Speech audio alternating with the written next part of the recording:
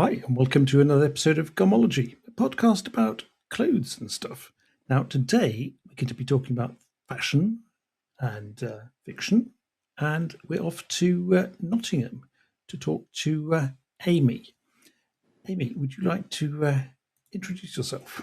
Certainly, thank you. It's really nice to be here. So I'm Amy Twigger-Holroyd. I am Professor of Alternative Fashion Systems at Nottingham School of Art and Design.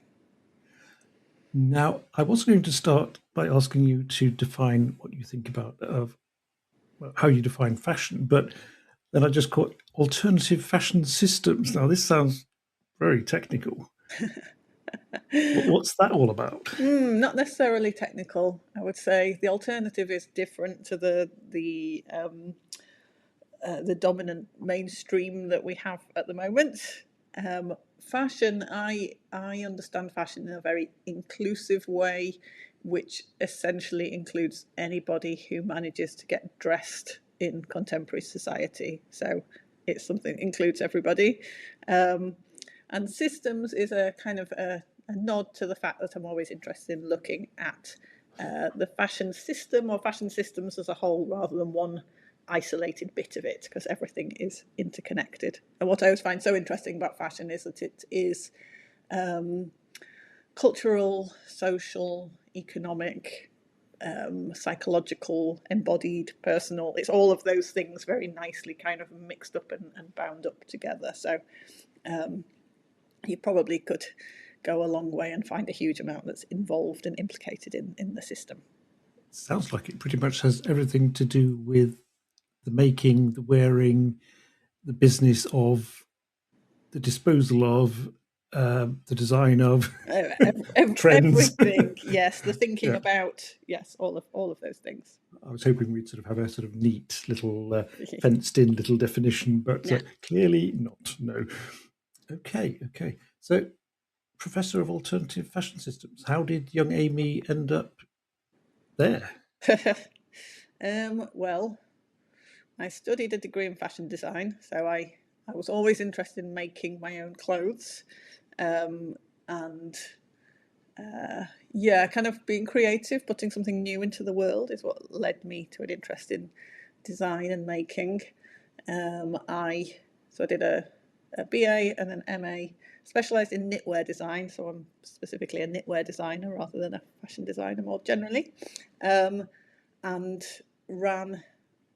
created and ran what I would call a slow fashion or a kind of craft fashion knitwear label for about 10 years, and then moved into research. So I did a PhD, which was looking at how I could use my design practice to design methods for people to rework the knitted items in their own wardrobes rather than always making new things, which is what the hand knit industry likes to encourage us to do in order to sell us yarn.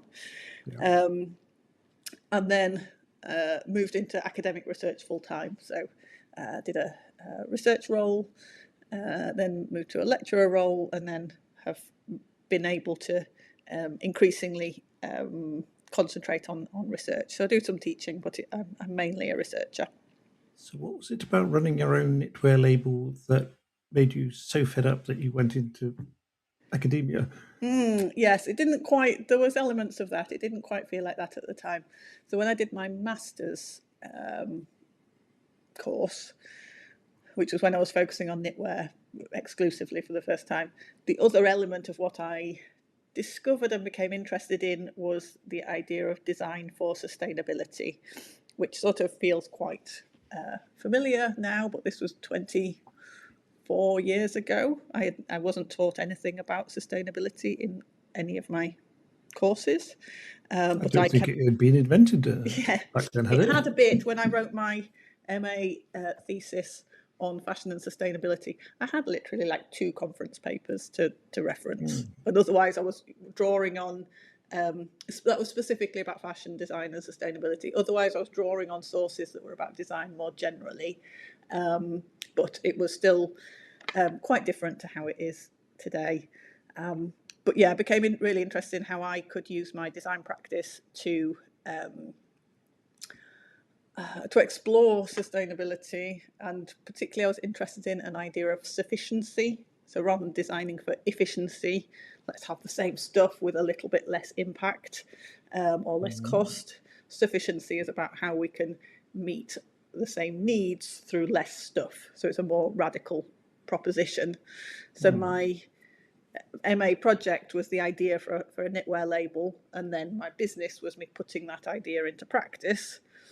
So I sort of saw the business and my practice as a sort of as a kind of form of research. It wasn't formal academic research, but it was me exploring what happens when you try to do an idea for real, which actually is a way of thinking that I'm still playing with. What happens when you really try to do the thing? And I got to a point where I then had some other ideas that I wanted to explore, which were still about fashion and design and making and sustainability, but that couldn't be held within the container of also making my living by exploring those ideas, which was what I'd been doing up to that point.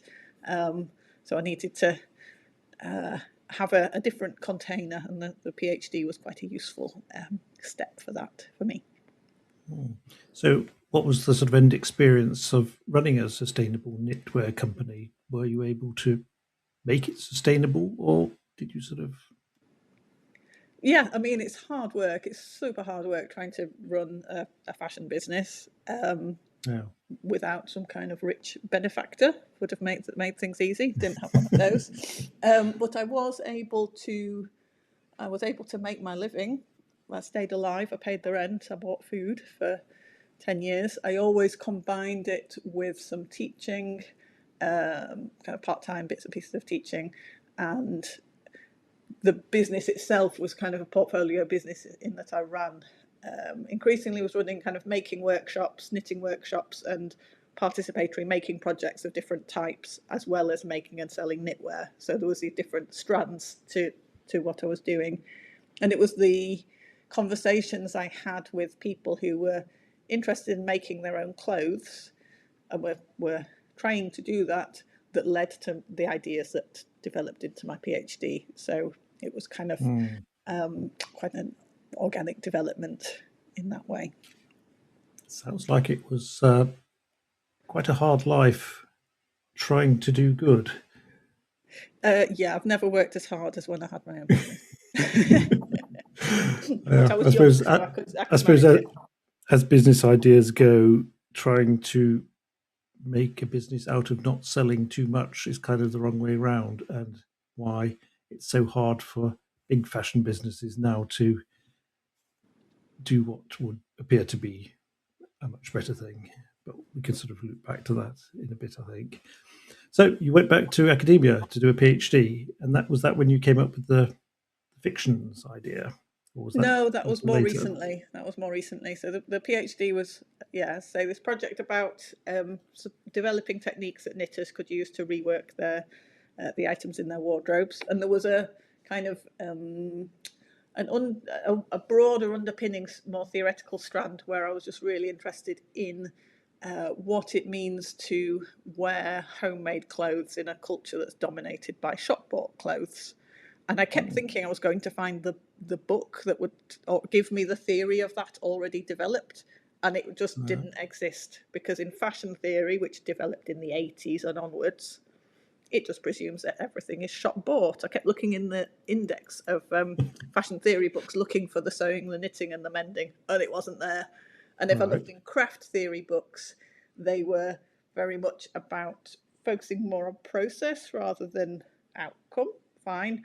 But also focusing very much on professional makers, not on amateur home kind of hobby makers. So there was this kind of gap, which I found that I needed to fill in order to do my more specific thing about people reworking the items in their wardrobes. I needed this broader sense of what does it even mean to make and then put that thing on your body is quite an interesting kind of significant act.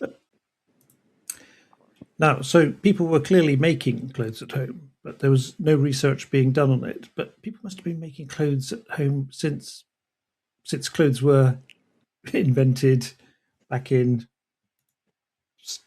clothes age or stone age or bronze age or whatever, but no one was doing any research on it.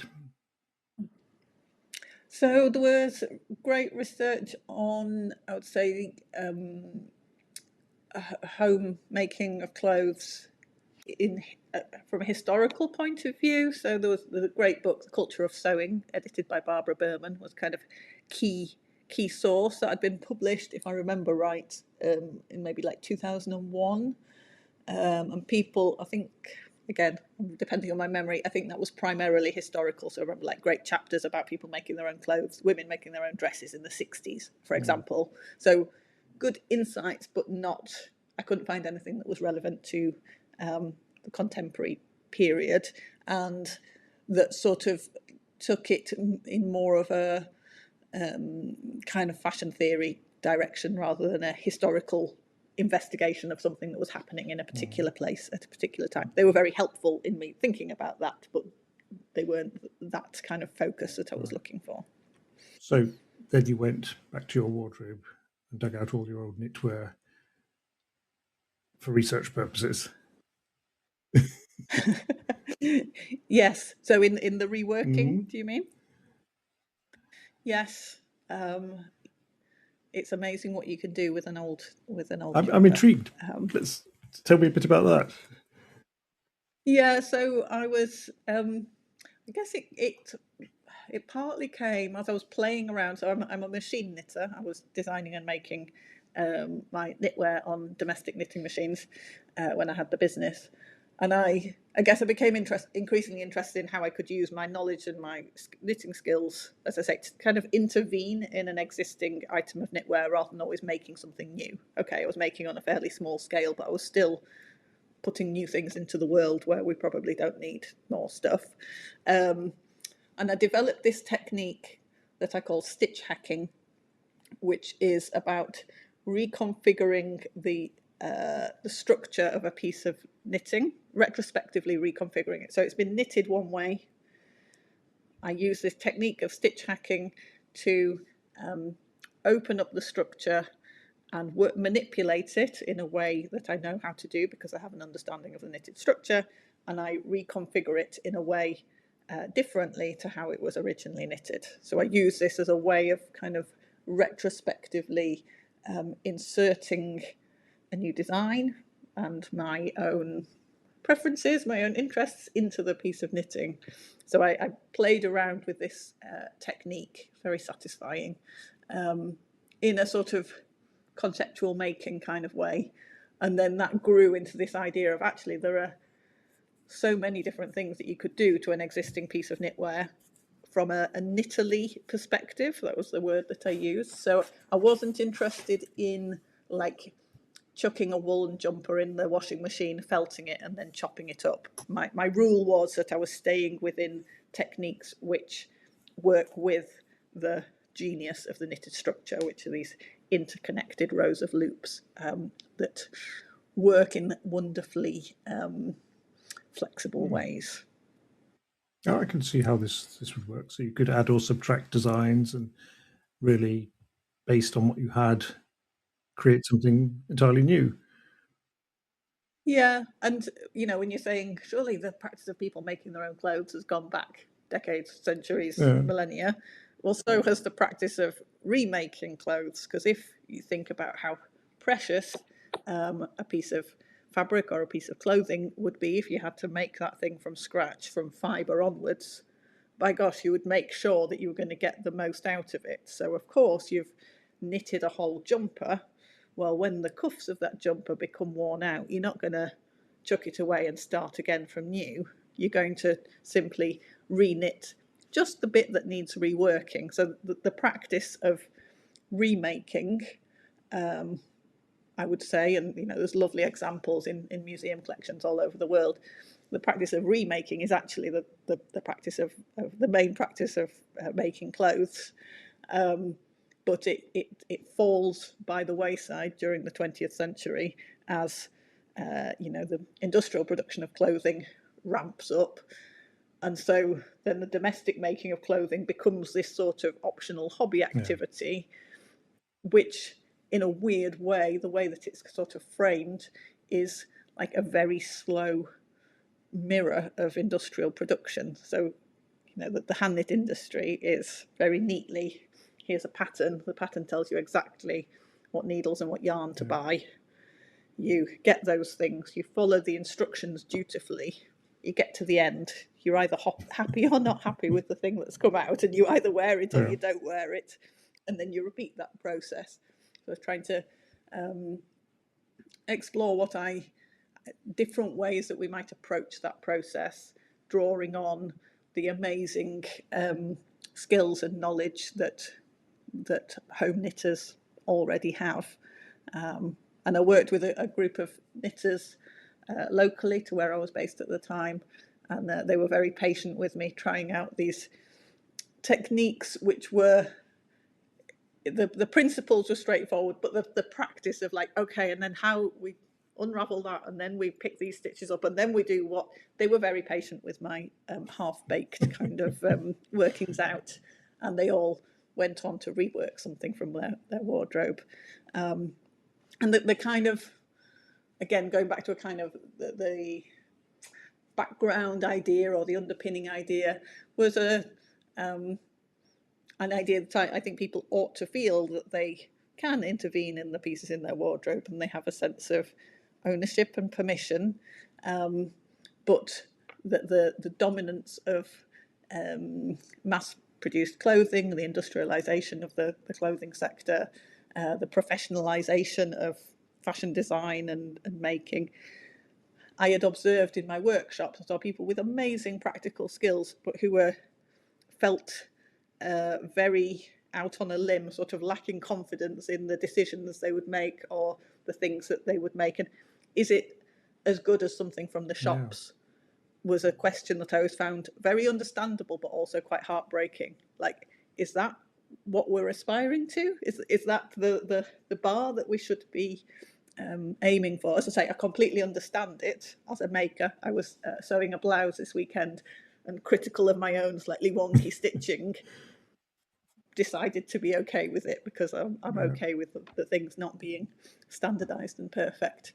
And the metaphor I used for this was the idea of fashion as a commons, so a kind of a shared resource that should belong to everybody, where access to that resource should be kind of openly available, but that has been enclosed through professionalisation and industrialisation to make it feel like the way that you're supposed to participate in fashion is by going to the shops and buying something, and not by making your own thing, by reworking the thing that you've bought, by doing something a bit outlandish. And so I'm always interested in how to encourage people to go outside the approved path. I'm sure this business of making stuff at home also goes through sort of fashionable trends, that before fast fashion occurred, people were copying fashions at home, making their own versions of it. Then suddenly everything became so cheap and it didn't seem worth it. And now, what with sewing bee and so forth, it has kind of become a bit cool again to sew. Yeah, I'm not sure where we are now in the curve, but yes, both knitting and kind of home dressmaking definitely go in cycles of popularity. And what I was surprised at when I was doing my research in this area was, I think my impression, partly because like my grandmother could knit very well and she knitted very prolifically. It sort of seemed to me as a child like every old lady could knit and did knit a lot. That was just what I felt was the case on my very small sample. But what I found was that actually hand knitting has gone in cycles of popularity going back. I mean, before the Second World War, before that, into the 19th century, it wasn't this kind of widespread, totally common skill. In World War One, when there was a push for knitting for the troops, there had to be a widespread education campaign to teach people to knit so that they could then knit the socks to be sent out. It's sort of It's not that it's constant, then it went down and there's been a resurgence. It's actually, the history is more a series of waves of activity. But certainly the increased availability of very cheap clothing towards the end of the 20th century into the 21st century is a more significant shift that kind of really changes the way, the again, the kind of very rational calculation that people are making in their heads, like, why would I spend a whole lot more money and a lot of effort to make something myself when I could just go to the shop and buy another one, or I could and there are lots of reasons why people choose to do that, which are about getting the thing that they want, finding things to fit their body, really enjoying the process, all of those things, wanting to keep things in use, all of those things, of course, very valid and great when they do and do so successfully. But there's always this kind of more widespread economic logic going, why would you bother doing that you're having to go against the grain? Whereas in previous times, when it was the more economically accessible thing to do, there's a different logic going on when you're choosing to sew on it. It's a complicated calculation, though, because it depends whether you put a monetary value on your time or not, or whether you see it as a therapeutic thing to be doing while you're doing something else. Of course, yeah, of course. It's often, I would say, it's something that can come from other people. Why are you bothering to do that? And you might have your own thinking. But yes, it's very interesting how I think that economic logic does kind of seep in, even when you can really feel the intrinsic benefits for yourself. Something that just came to mind, which you might be able to clear up for me. We have machine knitting on big machines, and we have hand knitting using knitting needles.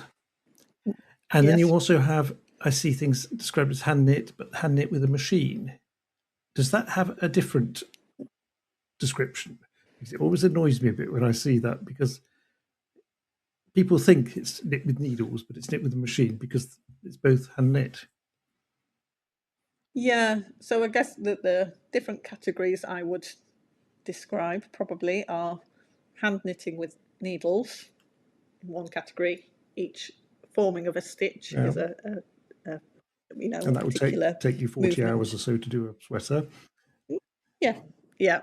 And then in terms of machine knitting is a broad spectrum which goes from very basic domestic knitting machines, so domestic meaning intended for use in the home, which is the machines that I used when I was running my business. So they're hand powered, and every manipulation of what is needed to bring the item into being, the piece of knitting into being, is manual. So if I want to make the piece of knitting narrower by decreasing, I have to manually move some stitches from needle to needle. I used a patterning device. That's a punch. So there's a kind of punch card mechanism, like early computers, Jacquard looms, same kind of principle. There's a hole, or there isn't a hole, and that kind of programs the needles to move in a certain way. So that's automated, but you have to be in control of what's going on with the punch card. And again, you're kind of setting everything up. It's absolutely a craft process. Quite a different craft process to hand knitting. Requires different, different movements, different skills, seeing different things happening, but also a different temperament, because machine knitting has always the danger of something goes wrong. You take the carriage across and everything falls on the floor with a crash. And as a machine knitter, you have to have the temperament that goes, that's frustrating. Okay, we'll hook it back on and do it again. Which not everybody has. As you get more experience, you get better at spotting when it's about to fall on the floor with a crash and making that not happen. It's not an inevitable occurrence, but it's definitely part of the learning process. And then industrial machines are computerized, kind of very highly technical pieces of equipment, which are programmed and controlled by computer. Definitely some very specialist knowledge needed in setting Yeah. something up, knowing how the yarn will behave, how it likes a certain setup or doesn't like a certain setup. We have technicians here in the university who are very skilled, and we have very nice kind of high-tech machines. So I guess when people are saying hand knit on a machine, it's not a phrase I would ever use. But I think what they're suggesting is that more domestic machine end where it's hand powered and involves the kind of craft skill that, like any kind of handcraft I think they also leave process. off a lot of the time with the machine bit because it sounds so much better if it's hand knit. I don't know how long it takes Yes. to make a sweater on a hand knit by machine type of work, but Yes, I can't remember because it's so far back. But I mean, if I, the time is working out the pattern, sampling, trying something out, calculating, working out the shapes that you need. If that's already done, if I was working with a pattern I'd already sorted out, I could make a jumper from start to finish in a day, including all of the finishing. But again, that would be on a kind of a craft scale different to if you were making on a slightly bigger scale where you might, divide up split up different operations. You could be faster than that. Oh, there we go. Now, where were we? Yes, you were back at the university. You'd done a PhD. You were doing a PhD on reworking existing knitted garments. Let's launch off from there. What Yes. came next? Yes, I went and did a postdoctoral research role at the University of Leeds, working on a research project set up by some academics that was looking at the role of design in revitalising culturally significant designs, products and practices. So that kind of interacted with, I guess, interesting kind of craft, traditional craft, and the role of design in supporting different things to continue. And I then moved to Nottingham School of Art and Design, where I am now. So that was almost 10 years ago. I mentioned earlier that I'd always been doing some teaching. So I was usually doing fashion design or knitwear design, teaching often with an emphasis on the sustainability element, which is, the thing that I'd become really interested in. And so when I came here, I was in a team called Design, Culture and Context. So it was contextual studies for fashion and textile and knitwear design students. So it's the kind of the theory bit of their degree. So you're learning to be a fashion designer, but in order to do that well, we would argue you need to be able to step back and think about the broader social, cultural, economic, environmental situation that you're kind of working in. So yeah, that was my teaching role, and sort of did various activities that built on my PhD work. There was one strand of activity working with a colleague at another university where we ran a network focusing on participatory textile making in practice and as a means of research. So this is the actually kind of countless contexts where people are using textile making as a means of bringing people together. Sometimes it's kind of community building, but also can be as a means of research. That's what I did in my PhD. So the network was called Stitching Together, and we did quite a bit of work there, really exploring these very diverse contexts when people are making. Certainly a catchier name on that one. Yeah. And then yeah, so I've done a few different things, but the Fashion Fictions project was then sort of my next big initiative. So it was around 2018, 2019, I suppose. I was kind of looking back. I'd done the work with my knitwear label, and then I'd done my PhD work and done various things that kind of got that out into the world. And by that point, I'd been working in the area of fashion and sustainability for 15 plus years, alongside great other people trying to do meaningful work in this area, but seeing that the problems were only getting worse. I mean, we've been to so many different academic conferences, industry roundtables, talking to everyday people, wearers, different settings, you could see awareness rising, but also international volume of production rising. We're not solving these That's problems. because really there's two different conversations going on, isn't it? It's because the public and the academics are talking about genuine sustainability, doing better, making less, whilst really the industry is talking about doing minor adjustments so they can keep up the volume and sales and stakeholder Yeah. revenue or whatever. So they're not really talking to each other. No, absolutely. And so, I mean, the meaning of what sustainable means is very, very different in different contexts. My meaning of sustainability is borrowed from an academic called John Ehrenfeld, which is the possibility that humans and other life can flourish on the earth forever.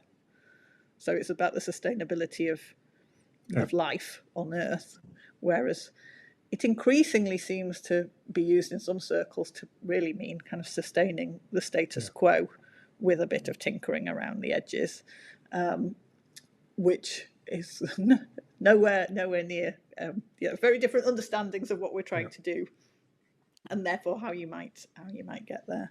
And my experience was really that, I mean, you described that as sort of industry on one side and academics and kind of wearers, consumers on the other side. But my experience is that kind of industrial perspective, that I'm sure it's not exclusively like the only position held in industry, but it can feel that way.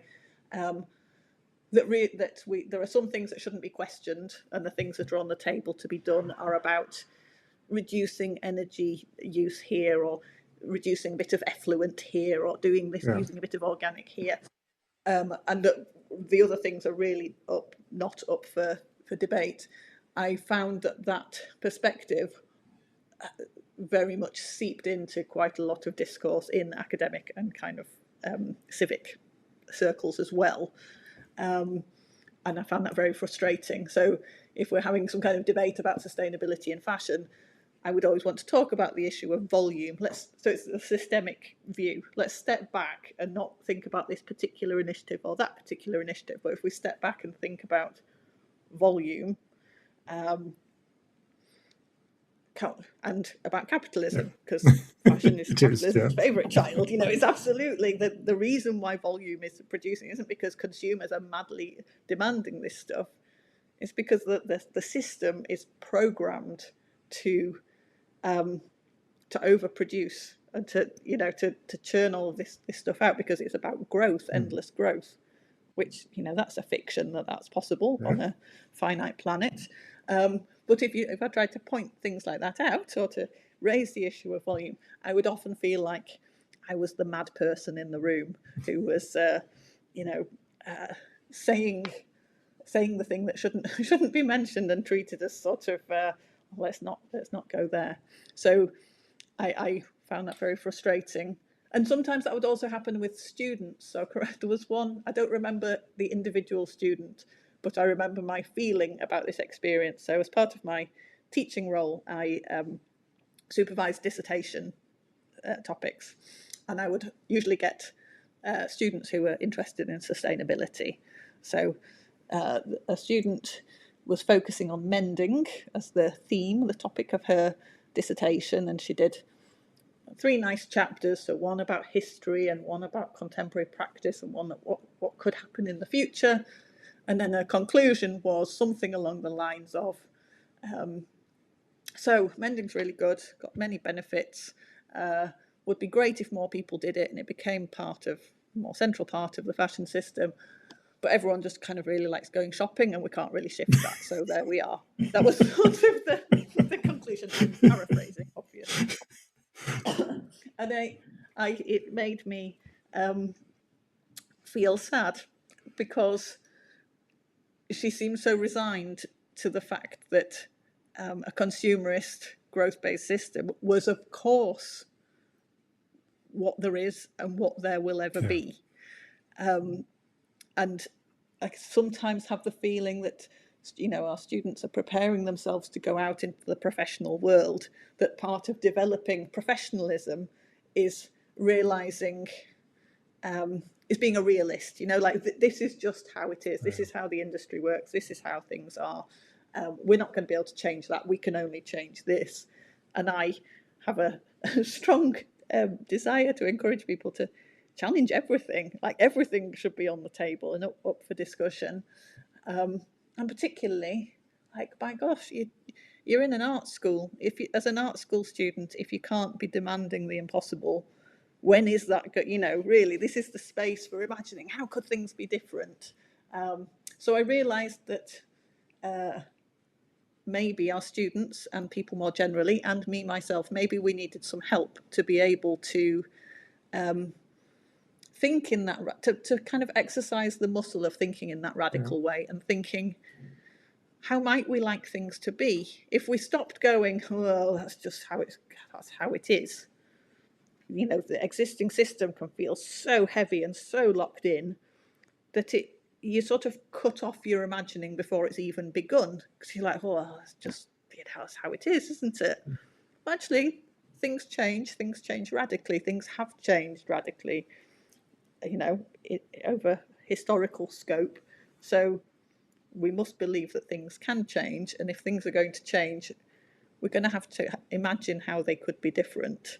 So Fashion Fictions is an exercise in playing at imagining how the fashion system could be different. Nothing's going to change if no one voices the thoughts we can change towards. Exactly. So yeah, I agree. There's a lovely quote that I think I included in the book from a guy called Alex Steffen, which is, "We can't build what we can't imagine."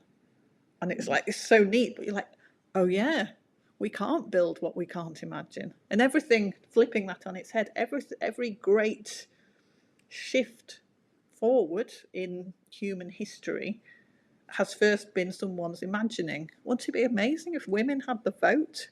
Or whether humans could fly, or whatever. Yeah, all of these things. Someone had to imagine it. First, of course, people imagine terrible things, or they imagine things that we might think are great things.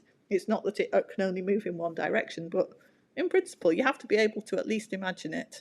And if we don't create cultural spaces for imagining, then we're cutting off a lot of routes forward and possibilities before they've even had chance to be at the germ of an idea. Usually it's going to be some oddball who thinks a little differently, who comes up with some dramatically radical new idea.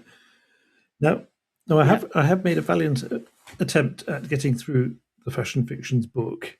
It is dense, it is long, it is detailed, and I have made an attempt. I have been around the website. It's very rare that I have a guest on the podcast who has just so much background material, totally overwhelming, bombarded you with just content. So much. So I would like us to sort of delve into this now, and I think you'll take the lead and I'll follow on. But the Fashion Fictions, yes, imagining sustainable worlds. So these worlds you're talking of. Should we say a bit more about them? So maybe if I explain a little bit about the structure of the project. So I had this idea: we need to be able to practice thinking differently. How can I kind of facilitate that? And I developed a structure which is a sort of open invitation to anybody in the world who wants to take part, to participate in this activity of imagining fictional, sustainable fashion systems.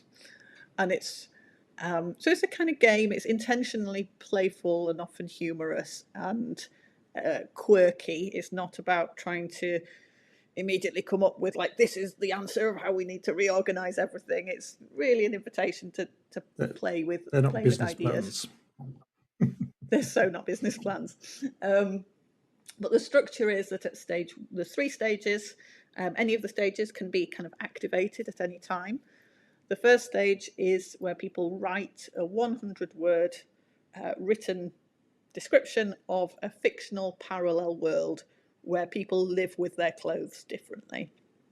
So that kind of brings into play the rules, the kind of core rules of this game, which is that we're imagining parallel worlds where it's also 2026, for example,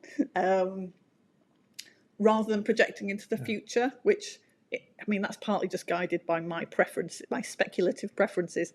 I find it quite hard to project into the future because I immediately start worrying about how we're going to get there, which is exactly the thing that I'm trying to not get us to focus on. I just want us to think about how a system might be different. So my device for that is that we imagine we've stepped through a portal to a parallel world, and we see what's happening there.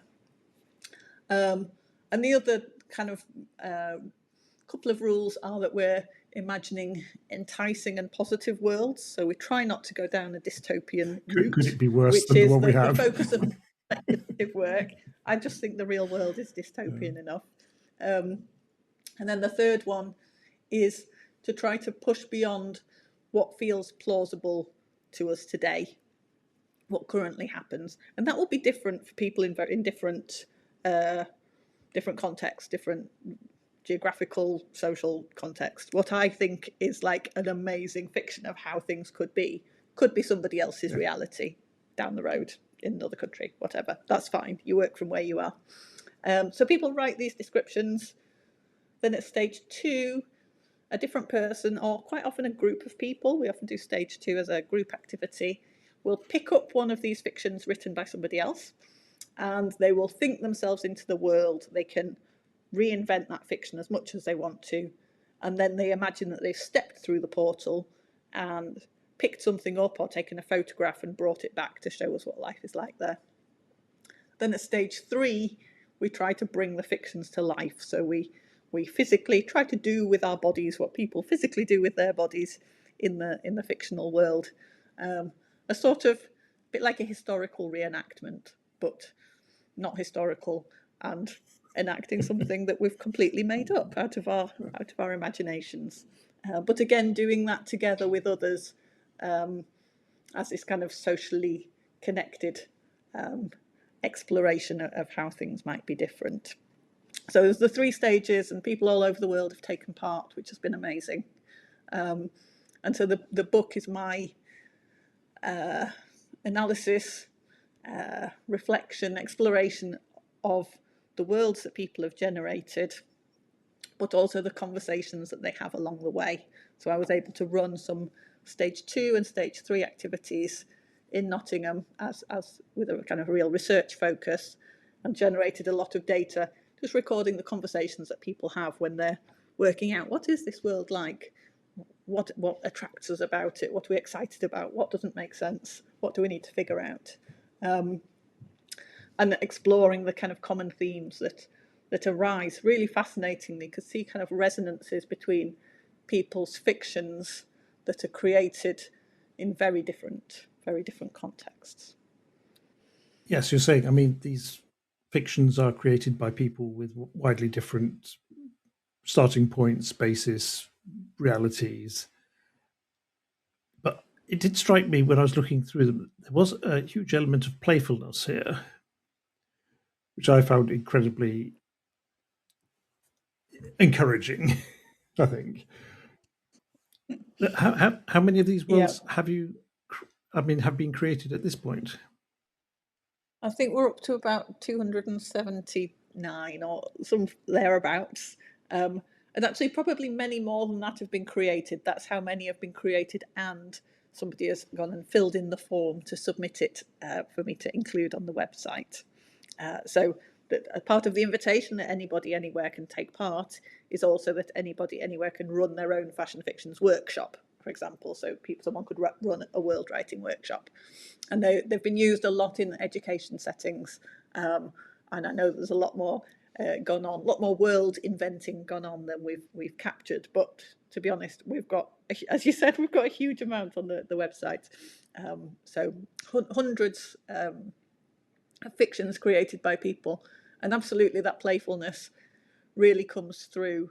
The way that I suggest that people go about writing a fiction is to start with something that frustrates them about their real world experience of the fashion system. And everybody will have something that's annoying. I mean, that's in my experience. And it can be the particular thing that is like grating with you at that particular moment on that particular day, and then take that thing and sort of reverse it and amplify it. So this is kind of going beyond what you can imagine, what you think already happens.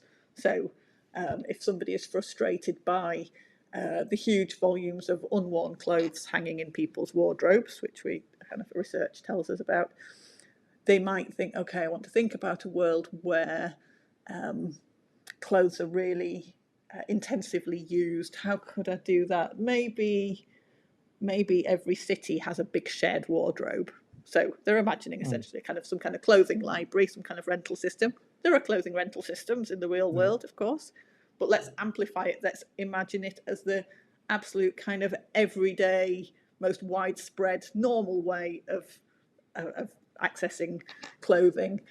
The fun idea of it being kind of a citywide thing. So maybe there's a particular way that people in that city dress, and then they're kind of recognised across the country or the world for the distinctive kind of style of that particular place. And what I found when I first started, I was like, I've got this idea. Will anybody want to do this with me? It's a participatory project, right? It's about kind of crowdsourcing ideas and people playing along. It was like, will anybody want to do this? And oh boy, people want to do it, and they're great at it. And they come up with all kinds of, I mean, as you've seen in the book, all kinds of outlandish ideas. People are very willing and able to play. They're very imaginative. I think the structure helps. So if you leave people, I think you need to create some kind of structure that creates that sense of permission and kind of, you know what the rules are. And absolutely that kind of idea of playfulness, and as I say, kind of humour, quirkiness, irony. I was really influenced by a book called Bad Environmentalism, Irony and Irreverence for the Ecological Age, by a woman called Nicole Seymour, if I remember right. And she's a media studies kind of film scholar. So the book is analysing particular kind of artistic and media works, but the bit that I particularly drew on was not the analysis of any particular work. It was kind of an overarching idea that the discourse around sustainability is very narrow. It's sort of worthy and heavy and serious and kind of dour and gloom-laden. Yeah. So that it restricts us to a very narrow sort of emotional register. And her argument is there are whole other ways of thinking and being that we can tap into. And if we were to tap into those in our relation to climate and ecological crisis, maybe we would find other ways of approaching, responding, working together, playing. And so that was kind of quite an influential idea that a heavy situation doesn't necessarily mean that a heavy, overly serious, realistic, sort of rational way of thinking is the most, will be the most productive. So we really play at seeing what happens if you kind of lean into the outlandish and the quirky and the things that engage people, because loads of the worlds that people have come up with, people are kind of fascinated by the idea of them, and they have a desire to kind of, you know, to learn about these worlds, and like they're all figments of our imaginations, but they become real in the thinking in a way, so they become meaningful to people. And I imagine some of them, which maybe aren't the ones that go furthest out, but a little close to home, might actually include ideas that would be viable to make actual change. Yeah, absolutely. There's really nice things that happened when I ran the workshops for the research. In each workshop, we explored usually 4 different worlds were selected to be explored by different groups, and there was a nice kind of cross-pollination between the groups sometimes. So one group would be doing world 41. Every world has a number. So one group's over here doing one world, and another group's over there doing another world. And they'll sort of borrow an idea that was in the fiction over here, and they'll pull it into this different world that's being explored. And I can remember the one particular conversation where towards the end of the workshop, when we were reflecting on this experience, where people were saying, like, no individual one of these fictions, we don't want any single one of these fictions to be real. They're all, they're all intentionally sort of, not meant to be realised in that way. But there's elements of all of them that you could and would want to draw into kind of real world practices. Part of the thing that we do towards the end of a fashion fictions workshop, it's really interesting time because people have kind of gone to this fictional world in their heads together, and we have to guide them back to the real world with some care, because not like we're doing a mass hallucination, but it does come to feel quite real because we've been focusing on it and talking about it for like a day. You have offered them hope, and then you have to ground them again. Yeah, and so that's the thing. Do we go somewhere hopeful and we come back and go, oh, now I'm just looking at the real world and it seems even worse because I've left all of that behind?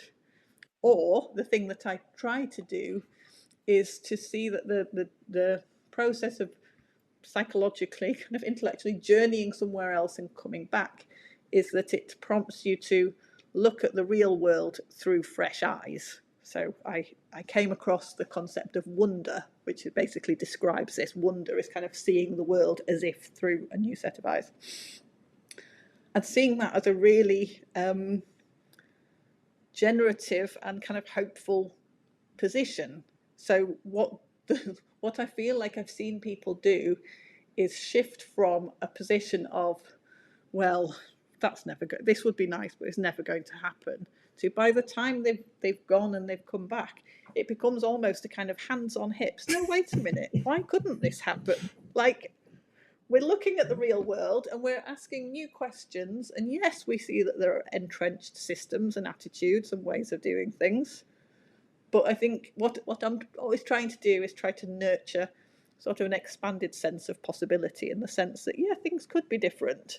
And we might in one way know that to be true, but we might also at the same time feel very weighed down by the weight of things that feel so heavy and so static. So I think renewing that sense of, wait a minute, things could be different.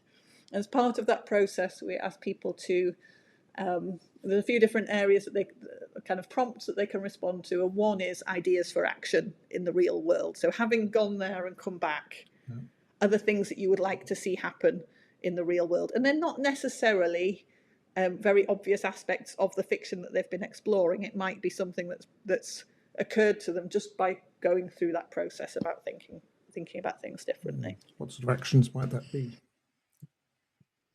Sometimes they're very personal, very individual. So as I think of some examples, somebody had been exploring a world where mending was very widespread. And they finished the process and they said, I'd really like this world to be real. And I can see that actually I could make it real for me, because the beauty of mending is it's a very accessible process of clothing. But my skills aren't really up to scratch. So I need to get better at darning, and then this world is within my grasp.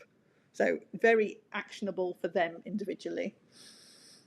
A similar sort of thing, there was somebody who was part of a workshop, and she is a very skilled maker.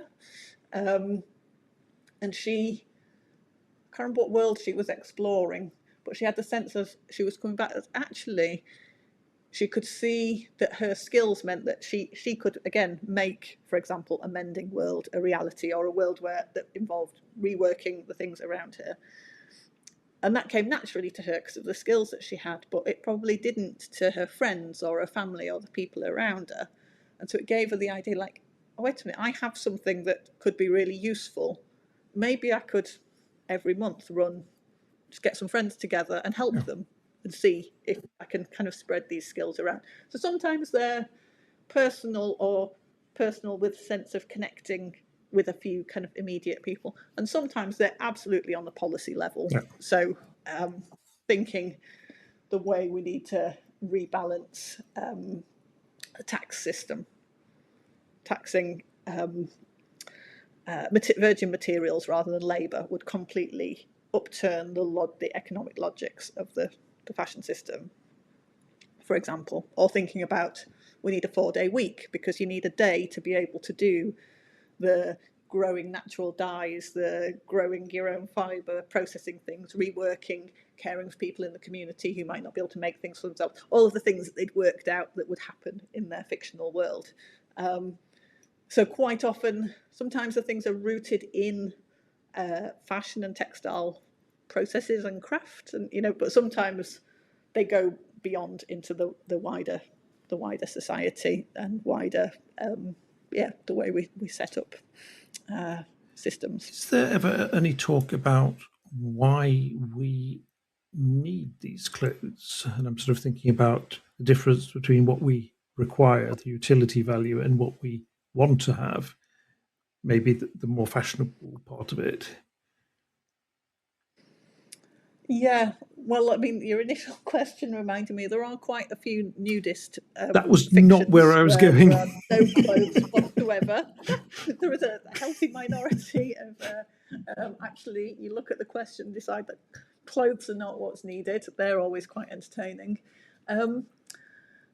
Yeah, I would say it's quite an interesting question, like I suppose the need for novelty in the fashion experience is quite an interesting one. Whether people think that is an innate human need or it's an implication of the consumerist system that we live in. I think the latter, yeah. People. Yeah, so it's sort of. I would say there's quite a lot of fictions, again, where it's about clothes being worn a lot and exchanged a lot, where people see the exchange as kind of the source of novelty, where new opportunity, new ways of expressing yourself flow into your wardrobe. But also things about like mending and adorning, customizing, often they're kind of, I think it's very, very common. People recognize the need for self-expression through dress, and the need for some kind of choice about that, and the fact that in any system, like any uniform system, people will find the tiniest ways to personalize, to express belonging, to express to differentiate themselves in kind of similarity and distinguishing being the kind of dynamics of dress in a social context. So you kind of see people nodding to that in different ways. There's a lot of implicit fashion theory going on. I was kind of thinking about all the subcultures where the way they dress is so codified and rule-based that they're almost vaccinated against fashion and trends, because if you're part of that subculture, this is how you dress, and don't go outside the lines. Yep. Yeah, there's definitely some fictions that have drawn on that kind of phenomenon. So there's one nice fiction where people sign each other's garments as a means of social connection. So in some way you exchange stitched signatures on your clothing. And the group who explored that at stage 2, so when they were making their thing, they were thinking about, people will always think with any fiction, they'll pick up, particularly if they pick up The World, they then think, who will try not to do this? Who won't follow the rules? Where's the black market? Where's the people like doing the sort of minimal compliance, where you look like you're doing the thing, but you're actually doing something subversive. Or the guy who's stitching fake names all over his clothes just so he looks popular. Yeah. Exactly. People will totally, and that's what I love about a group of people going into a fiction. They don't just think, oh yes, this in this perfect world, this is what happens. They also think about the people that try to bend around the side of it, as humans tend to. And we encourage them as part of this process to think about who or what is disadvantaged in this world, and how might that disadvantage be minimised or mitigated or overcome. So sometimes there was kind of situations where people were like, well, here's a world, it kind of sounds great, but wait, what about people with a physical disability who can't do the growing their own crops, or they're not physically able to participate in a particular activity? And sometimes that could feel like, oh, well, it won't work at all. And so we'd encourage them to think, well, rather than just thinking, oh, that won't work, like, okay, how could it work? How could people be included? How could any issue be overcome? That's part of like thinking yourself into the world in an interesting way, really, because they're the creators of the world. They can take it in whatever direction they want. Have you had many people who are sort of from the fashion industry participating in this? That must be really interesting to try to get them to bend their brains a bit. Yeah, it's interesting because it's a sort of you're working with the willing. The people who want to have their minds bent will come, and so it does tend to be people who are already questioning or critical of current systems that will come along, and certainly had people with a range of experiences of kind of professional fashion system, or from a professional perspective. Although it's maybe more been students, everyday wearers, academics, or kind of freelancers, designers, makers, rather than people who are kind of in the midst of the system. Because if they're working in that system, it would be hard for them to rationalise coming for a couple of days to think about it being completely demolished. To be honest, they'd come up with a fiction which was basically recycled polyester. Potentially. I would say that fashion fictions make sense if you feel like the current system is kind of stuck, and the way that we're going isn't the right direction. If you're a fully paid up member of the tweaking around the edges and not thinking about volume, and yes, we're definitely doing the best thing, then you don't see any need to exercise the muscle of thinking radically differently, because of course you're already on the right path. So it's not necessarily appealing to everybody. Now, you did mention a few worlds that we might like to have a little look at while we're talking now. One of them, World 27. I don't know if you've got it handy or if I should mention a bit. Yes, I can do that one from memory. I got very good on the worlds. It has faded a little bit because it's a little bit since I wrote the book. World 27 is one that we've taken a long way, so through all three stages. So the original fiction actually positions Cuba as an international fashion leader, and it's due to its distinctive culture of clothes being frequently exchanged and recognised as carriers of stories. This is the kind of the core idea, is garments as carriers of stories that are frequently exchanged. That was picked up at one of the stage 2 workshops by a group of 3 participants who thought themselves into that world. They were all British, and we were doing the workshop in Britain, so they kind of relocated the practice to the cultural context that they were familiar with. Came up with the idea of these kind of seasonal garment exchanges, where people come along and kind of throw their garments into the mix, that are then redistributed. But importantly, the stories of their wearing experiences are kind of taken with the garment. They came up with this lovely idea. Quite often people come up with lovely like turns of phrase or words, kind of concepts. This idea of garment deeds. So the deeds, like the deeds of a house in, I don't know how widespread these words are, but in England, the deeds of your house are like the official paperwork that shows this is who it belongs to. But they were imagining that a garment would come with deeds, which tell you the kind of the history, the provenance of this garment. And there would be people whose particular important role in the culture is to assist with the recording of garment stories. So their prototype they made was a pair of jeans, but the audio recording of the story being told about what had happened to these jeans and how they'd been handed on. And we then took that into a stage 3 enactment. Like, how can we bring this to life? Right, we're going to have to somehow enact this garment exchange and the recording of stories. And I now can't remember if it was like present in their stage 2 exploration, or I think this might have been guided by my own kind of input as I planned the enactment. But we did it we ran the event in a really beautiful woodland, a very kind of actually like lovely and spooky wooded quarry in Derbyshire, in the Midlands of England, which honestly, when I found it, I was like, if a portal between worlds was going to open up, it would be here. You could almost see like a dinosaur coming around the corner. It was like, it's quite a special place. Okay. And so we went to the woods to perform this garment exchange. So each participant brought a garment. We didn't actually make them exchange them. We just went through the process of recording the stories. We uploaded the stories to a digital repository and gave each person a garment label in return that they stitched into their garment. So now, if that garment, in real life, if that garment has a life and continues, someone will be able to follow the URL and get to the story that was recorded on this particular day in the woods.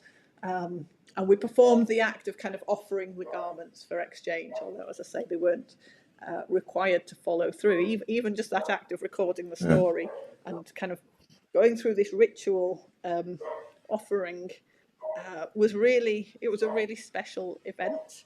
And it was so interesting to see how the idea of recording garment stories is one thing, but actually going through and doing it and trying to like attach them to the garments and then sharing those stories verbally in this sort of ritual setting. And ritual is a theme that I talk about in the books. It comes up so much in different people's worlds. It's fascinating. So it was a really rich activity to get a taste of how a different way of people connecting around clothing. In everyday life, how do people connect around clothing? Generally through shopping, and this was pretty much as far from a shopping context as you could get. Using the word ritual sort of triggers a little memory in me, because I have this cardigan downstairs. It's from a now defunct Norwegian brand, but on the label it says romance clothing. And that sort of awakens something in me, that we don't have enough romance in our clothing, more meaning, something more than just it being a jacket or a shirt or whatever, which will exist for a short amount of time and you'll be fed up with it. But where's the romance? So maybe also the ritual side of things. Yeah. That romance isn't a word that I've used, but I agree it really connects with that kind of idea of ritual and meaning. So across different areas of the book, there's also a chapter that's talking about people thinking about nature and often about their spiritual connection with the natural world, which then connects with the idea of ritual, which is maybe not what you would expect to find in a book about fashion. But when you ask people what they're yearning for in their experiences of fashion, a lot of it is about increased meaning, things to mean something, which obviously connects back to centuries, millennia of material culture, thinking kind of anthropologically, and the significance of objects in different cultures is, we're, historically speaking, objects are meaningful to us, but in a context where the production of those is so out of kilter with actual need, it sort of kills the meaning of the stuff overall. But fascinating that people are really yearning. I also see in the description of World 27 the heirloom chain economy. It just strikes me that the heirloom part of it, there's a lot of men who like to collect military surplus clothing. So they'll find some field jacket from the Vietnam War era where the badge or the name tag is still on it from the soldier who used it. Hit up Google and so forth, and then sort of establish the whole history of the person who originally had this garment. I find it incredibly ghoulish, but but they find a huge sort of so much information about the person who originally had it, and but that strikes me as a sort of heirloom chain or heritage chain or something like that. Yeah. People really interested in where things come from. That's a really nice example. It's also an example of the thing that I love happening with fashion fictions, which is where somebody's fiction, I mean, I mentioned already, one person's speculation might be somebody else's reality. But there's a really nice thing where somebody will share a fiction and that will remind somebody of a real life thing that happens that kind of mirrors or connects with one of these speculative ideas. And it draws out, it acts like a kind of fishing rod that draws out real world examples which might inform or kind of inspire different ways of thinking about fashion that we could all learn from.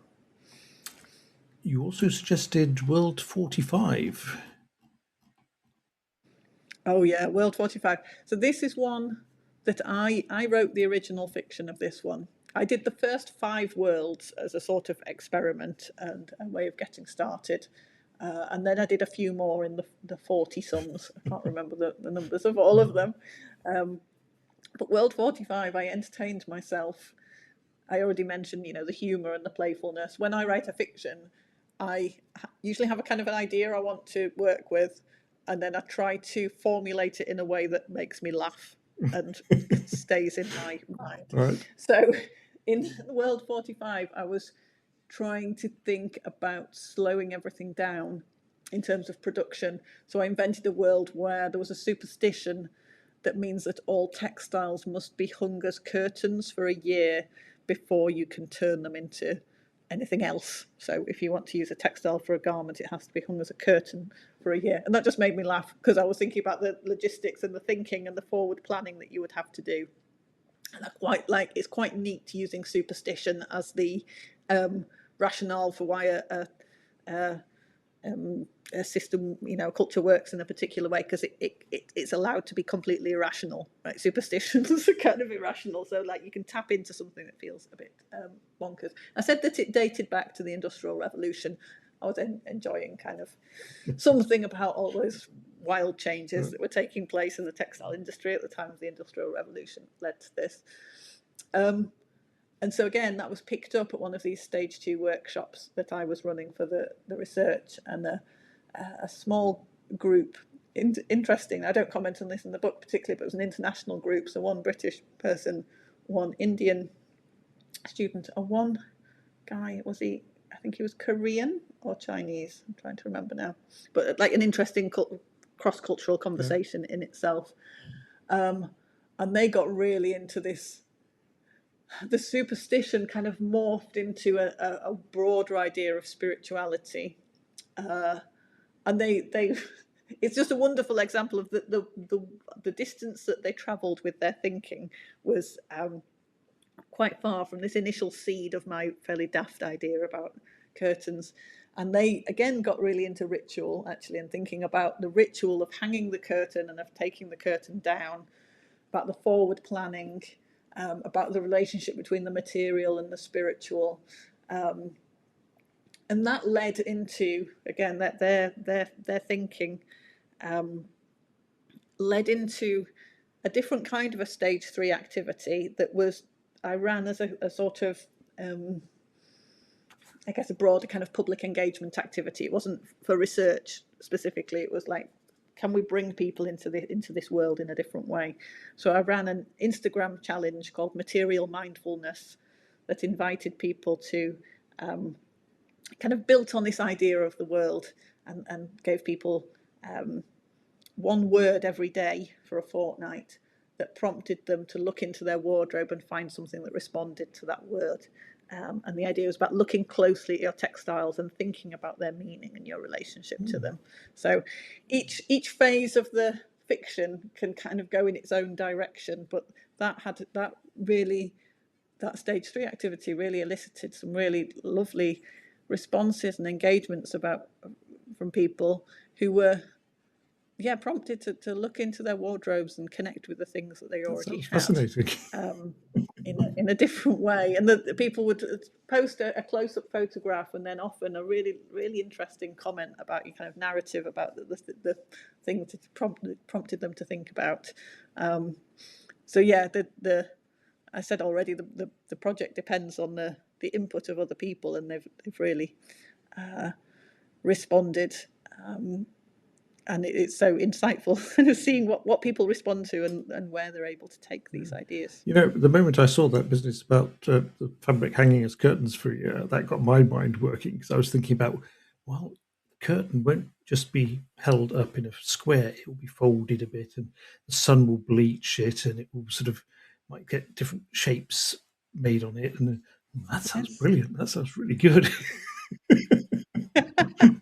Yes, I've also been slowly activating that fiction myself in a sort of very slow solo enactment. I did say they're usually social, but I made a dress out of a much loved pair of curtains that we had up at a previous house. They were vintage, quite kind of gaudy, oversized, weirdly coloured floral that I just really liked. And then the curtains don't fit anywhere in the house where we live now, so I decided that they could have a next phase as a dress. And the blouse that I mentioned with my slightly wonky stitching, that's also made from another old curtain. So I'm very, very, very slowly creating my World 45 curtain wardrobe. My first disaster thought is that there's a lot of curtains from the 70s or so which are full of flame retardant chemicals.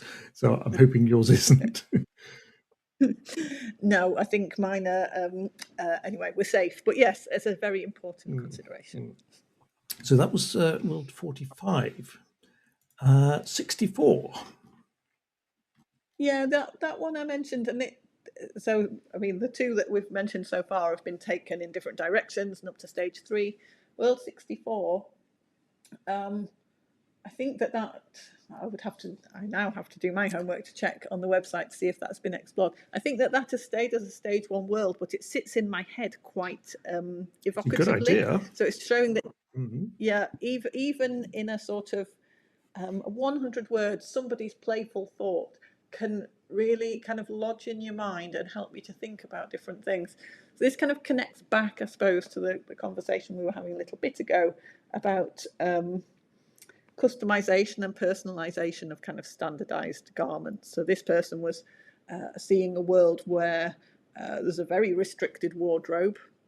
The jumpsuit is very clearly the kind of archetypal Which option is there. pure utility. Pure utility jumpsuit, but that people customize these jumpsuits with small fragments of material and objects that have been gathered from different places, including, the bit I really liked about this was kind of tiny little fragments of famous people's clothes from the previous era.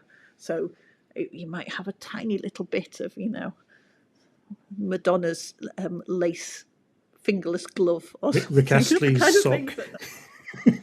Yes, so some little bit of something, at these tiny precious bits of something would be traded, and you could construct your identity through the collecting and display of these tiny fragments. And I guess it's sort of that was one element. I think that, I might be projecting my ideas on top of the original fiction, but maybe items from nature or objects that weren't originally intended to be used in this way, but people will find the way to construct and kind of communicate their identities through dress. Even if you restricted everybody to a jumpsuit, by gosh, people would find their way to do it. And this was a really nice blend of those two elements. My first thought is that this is incredibly inspired. My second thought is that there's guaranteed a Japanese subculture we just haven't heard about yet who are doing just this thing.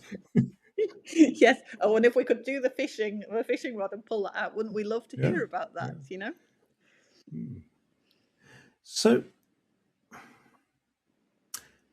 I keep getting this image of a Ultravox video from 1983, 84, I think, for the song "The Thin Wall," where this guy is walking along this corridor and there's this rubber wall and he's sort of probing and pointing at it, and it's flexing and giving after. And I'm sort of thinking this is sort of the thin wall between what you're doing and the real world, and whether it's being breached at any point. Nice. I do like a reference to an early 80s Ultravox video.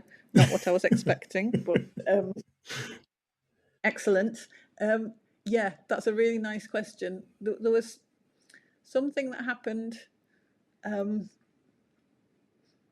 There's one way of thinking, which is like you're either in this fiction and then there's a real world, and they're two separate things. But there are definitely spaces where the two blur, and that's kind of my favourite area where the things start to mix together.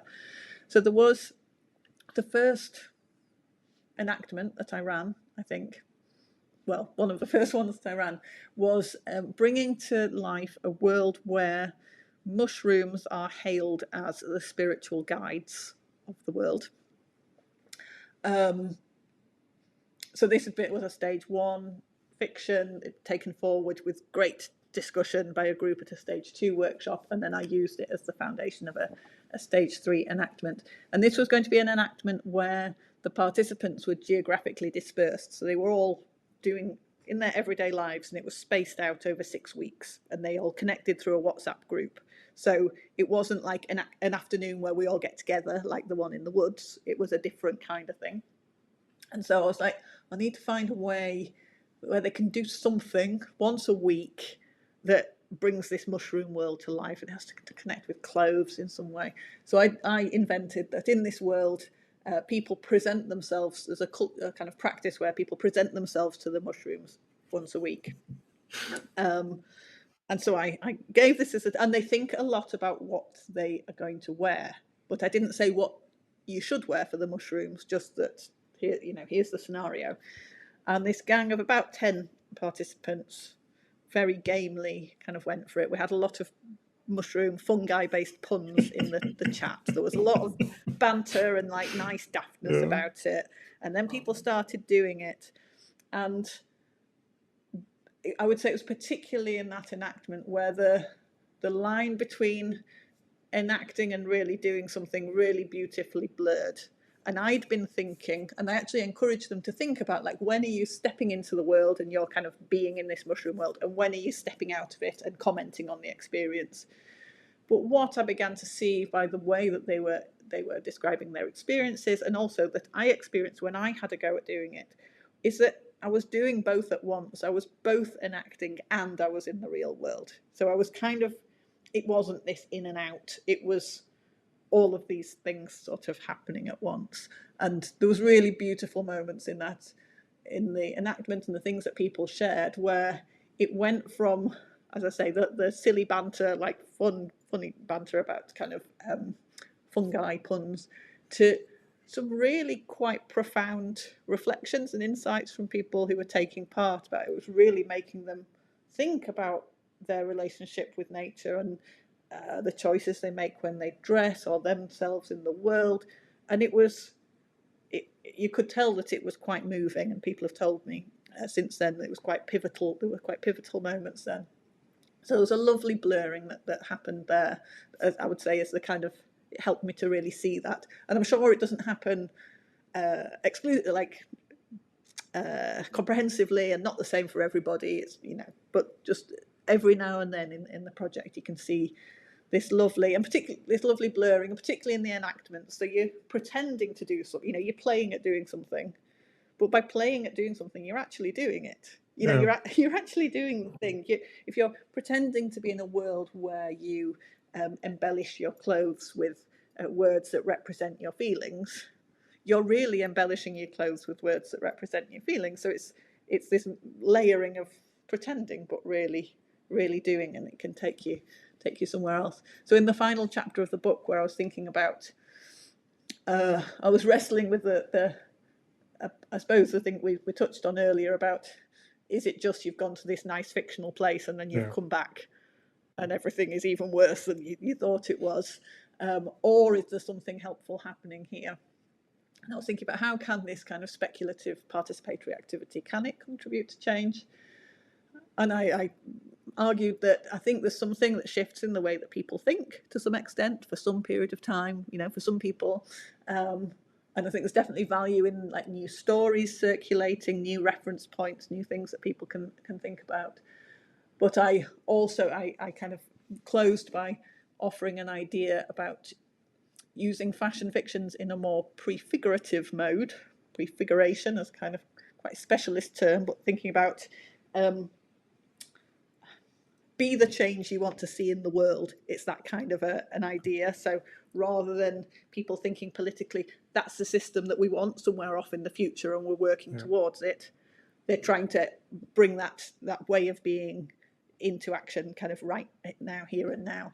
So using that as a way of thinking that the enactments can actually could it be extended in time, and they could be made quite localized and grounded. So there could be a kind of blurring of, you're using the fiction the fiction seems to help people to be a bit bolder than they might be otherwise, to be a bit more playful than they might be otherwise, to give things a name that they can invite other people into, but to blur that with things that they want to make happen in the here and now. So it's this kind of using the fiction, but possibly a little bit not taming it, not making it, going back to the kind of incremental tweaks around the edges, which are not helpful, but kind of making the fictions a bit more grounded and local and doable and doing it with other people. And I think that's a really, really beautiful blurring of the fiction and the real. I'm really excited about seeing happen. It's fascinating when you're talking about this, because when I read the book and so forth, I mean, it's clear that this is really academic, super academic stuff. But at the same time, I mean, clearly you are enjoying yourself immensely. I mean, is that allowed? I think it's needed to keep yourself, I guess, in terms of my own feeling of hope and purpose and things. Yes, I think academic research doesn't have to be and shouldn't have to be, again, dour and worthy and serious. I guess I enjoy, the core of my work is this kind of participatory approach of working with people and going where the people's ideas take me. And where the people's ideas take me was some weird and wonderful corners of the world. So I found myself reading books about ritual and about solidarity and about language and about narratives and all. They took me into all of these different directions, and it meant I was learning lots of new stuff. So that makes me happy. I mean, you could have been stuck in a stuffy office for 7 years and finally published the massive final work on this. But what you're doing does seem very much more connected with reality and, I suppose, genuine inspiration. Hopefully, crowdsourced, yes, it does to me. From everyone you meet. And another example of how one of these stories seems sort of in my reality. Over here, in Norway, we use a lot of winter gear, skiing and all sorts of winter activities. And if you've got kids, you need 4 times as much winter gear and all this, and you might only use it once every year. But the council has this sort of winter gear exchange place where you can go and just borrow what you need for as long as you like, free of charge. Which seems like it could be a fashion fiction, and I'm sure the sports shops in town are really pissed off, but it works for the people who use it. Yeah, excellent. And just makes sense. That's the thing, is like, quite often the fictions are like, oh, imagine if it was like this. And like, well, that makes so much more sense than the system that we currently have. The reason why we have the dominant system is because it's a capitalist enterprise and has to work in a certain way. But there are examples, that's a great example of things working in a different way. And I guess that's one thing to say, is that quite a lot of the fictions, there's very little private enterprise described, and there is a lot of state, and whether state or kind of more municipal, kind of local coordination and community-based kind of initiatives. So yeah, that's a great example of something that it would mirror something that's in a fiction that is a reality. So you're saying not many fictions are about how capitalistic ideas are causing lots of growth in the garment industry in poverty-stricken parts of the world, enabling cheap clothes for everyone. Funnily enough, no. Weird. So at this point, you've been doing this now for, you're in the 7th year? Something like that. Yes, I remember presenting on this at a conference in 2019. So yes, and then I launched the project more formally and launched the website in early 2020. So. And is it due to end, or is it something that's going to be kept going? It's open-ended for now, and we're absolutely still supporting people who want to run their own activities. So if people want to contribute, there's a form on the website. You can submit a fiction or a prototype or an enactment. And yeah, people who want to run their own activities, there's lots of resources on the website, but we're also happy to have a chat with anybody to help them, because as you mentioned, there's a lot of everything, and the challenge quite often is helping people to navigate the volume and see what they could adapt to their context. Yeah, so it's running on, because if you set something free into the world and it's meaningful to people, it makes sense to see how it might continue. Has this changed your own outlook at all?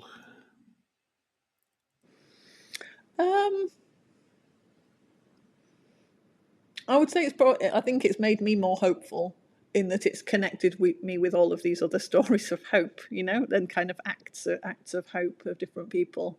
And it's the whole project has been an adventure of like doing one thing. Like the first thing, I made a 1-page website, and I wrote 5 fictions, and I ran a little workshop with some people.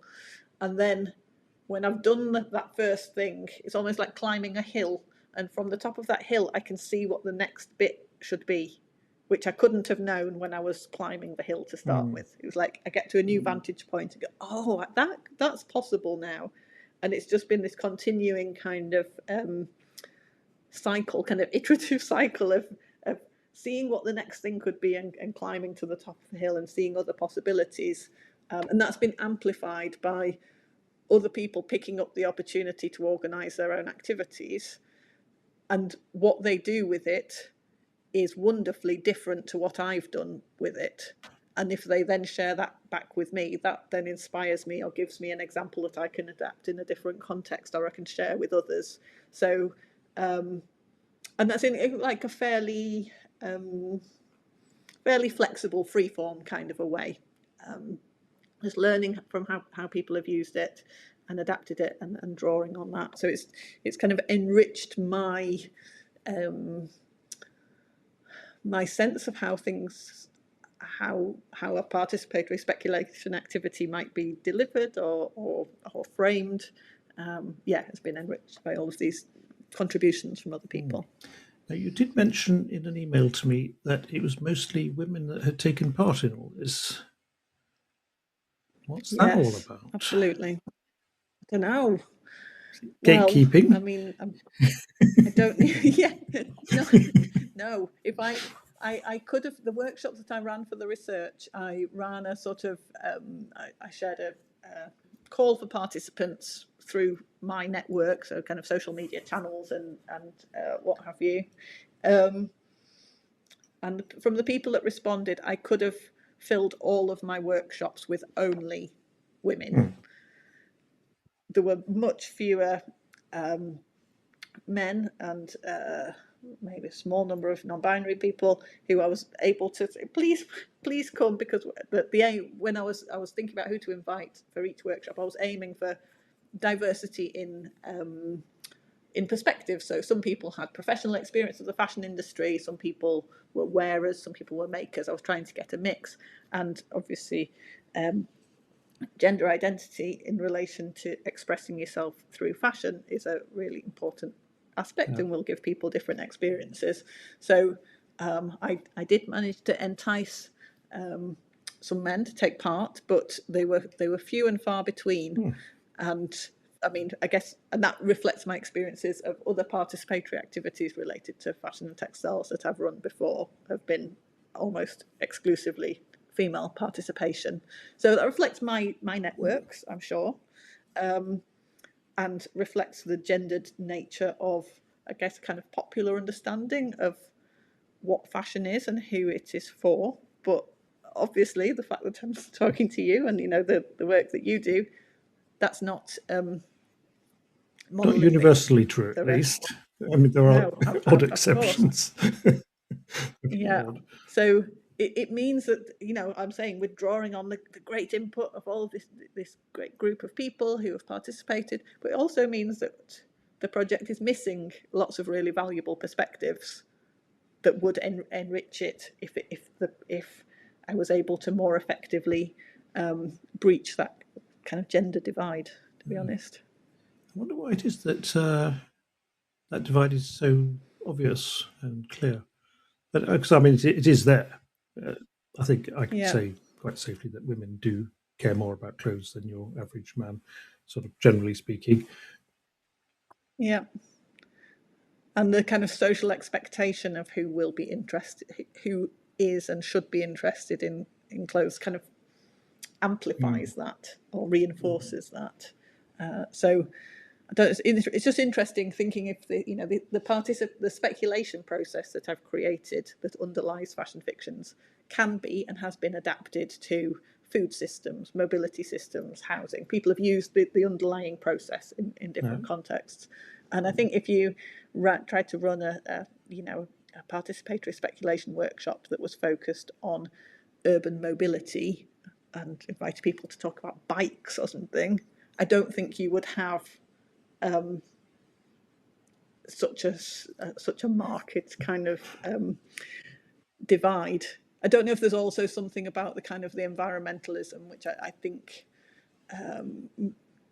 or maybe the approach to environmentalism, which perhaps has more of a kind of feels like it's gendered in a feminine way. I don't know. I'm thinking off the top of my head. I think Yes. it.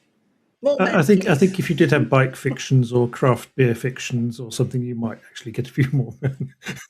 But that's Yeah. just being silly. I think. I mean, there are plenty of men who Mm-hmm. do care about these things and who do care about the Of environment, course. and yeah, I'm quite sure. Um, yeah, there was something about 45 minutes ago, I think, when you mentioned the darkness of the sustainability discussion and how that might be Mm-hmm. working against itself. Because I find it very difficult personally to be pushing the sustainable message all the time. It is incredibly wearing. It just so yeah. I mean, if there was a way to do that in a more fun way that might actually work better, fun might not be the word, but put more positive spin on it, more balloons maybe. That would be very interesting because it is very bleak now. Yeah. Yeah. And it's sort of it's really difficult terrain. I was just in a meeting this morning where we were talking about eco anxiety and climate grief and hope and how to navigate things without sort of hiding from reality, how to help people through but without being sort of fakely Yeah. positive. And I think where I I've done quite a bit of work on hope and the idea of active hope as a drawing on Rebecca Solnit's work, where hope is different to optimism. Optimism is a kind of like da da da da, everything's going to be fine. It's coming from the Yeah. same kind of place as pessimism, which is like da da da da da. I don't want to know about it. It's all going to be terrible. That they're sort of coming from the same place of I don't want to know about it. I'll just take my position and stay there. Whereas Solnit writes really beautifully about hope as it's a verb. It's kind of an active thing that you do.